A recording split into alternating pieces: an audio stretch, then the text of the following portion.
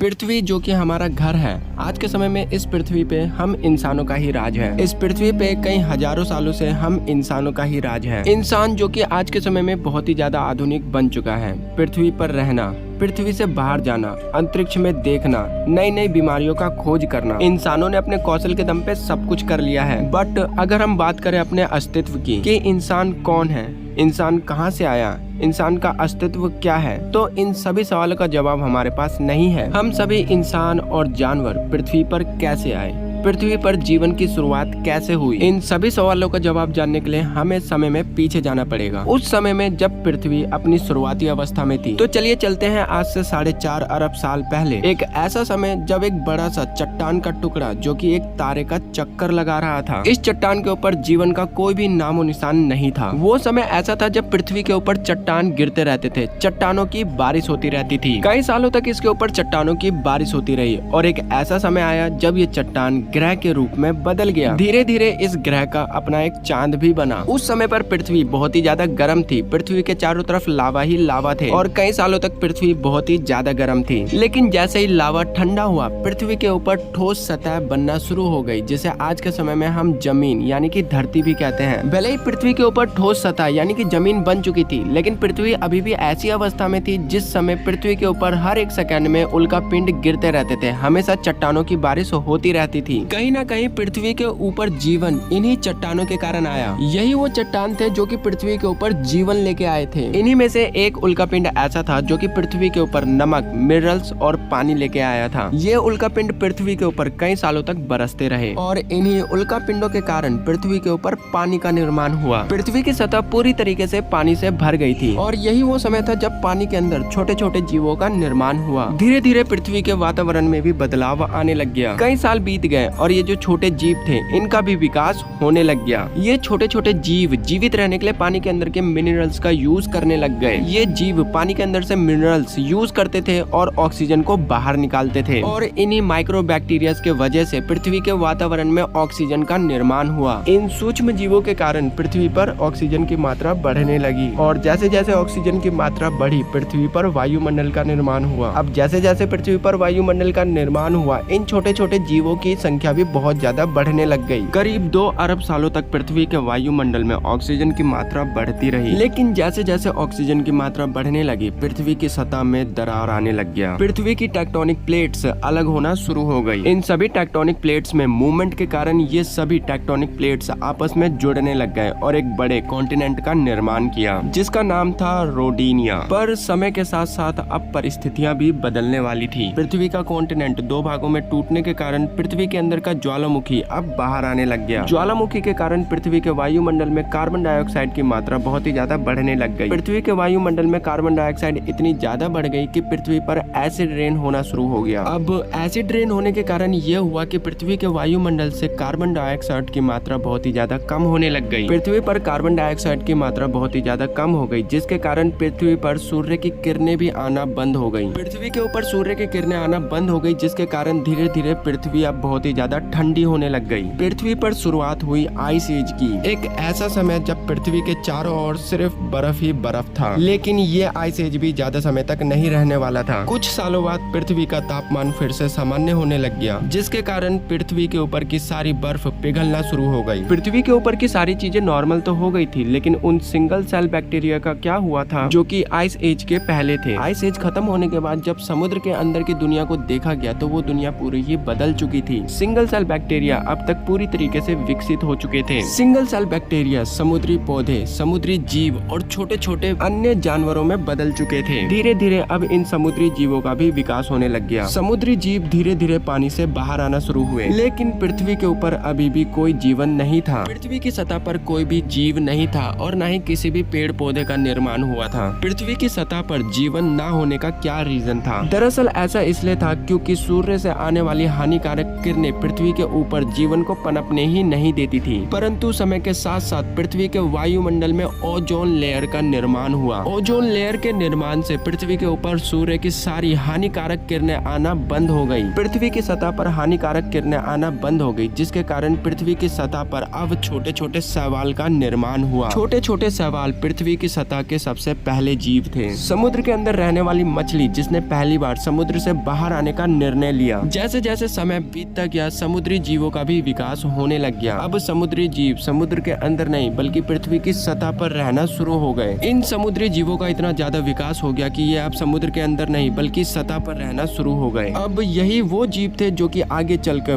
Birds, mammals और dinosaurs में बदलने वाले थे। यहीं से अब नए प्रजातियों की शुरुआत होती है। धीरे धीरे सतह पर रहने वाले जीव डायनासोर्स में बदलने लग गए। डायनासोर्स की भी कई अलग अलग प्रजातियां हुआ करती थी, कुछ शाकाहारी, कुछ मांसाहारी और कुछ उड़ने वाले डायनासोर्स। डायनासोर्स ने पृथ्वी के ऊपर 11 करोड़ सालों तक राज किया था। उस समय डायनासोर्स का राज हुआ करता था पृथ्वी के ऊपर। लेकिन ऐसा क्या हुआ कि डायनासोर्स अचानक से गायब हो गए और हम इंसानों का जन्म हुआ। हम इंसान आखिरकार कहां से आए, इंसानों का अस्तित्व कैसे बना, ये हम जानेंगे नेक्स्ट पार्ट में।